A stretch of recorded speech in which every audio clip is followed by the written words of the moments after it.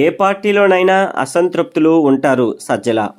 కొందరు వైసీపీ ప్రజాప్రతినిధులు అసంతృప్తితో ఉన్నారని వార్తలపై వైసీపీ రాష్ట్ర ప్రధాన కార్యదర్శి సజ్జల రామకృష్ణారెడ్డి స్పందించారు. ఏ పార్టీలోనైనా అసంతృప్తులు ఉంటారు.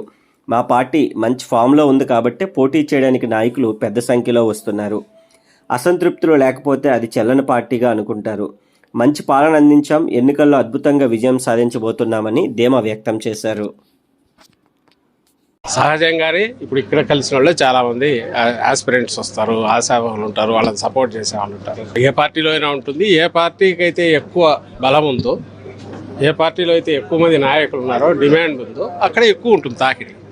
అది రాకపోతే ఎత్తిపోయిన పార్టీ అయినట్టు. ఎవరు అడగలేదు, ఎవరిని వ్యతిరేకించలేదు, అసలు ఏమీ లైఫ్ లేదంటే అది ఎత్తిపోయిన పార్టీ. ఎందుకు పనికిరాని చల్లని నాణ్యం అనుకోవాలి. ఆ పార్టీ బాగా మంచి దీని మీద ఫామ్లో ఉంది. బ్రహ్మాండమైన రూలింగ్ ఇచ్చాం.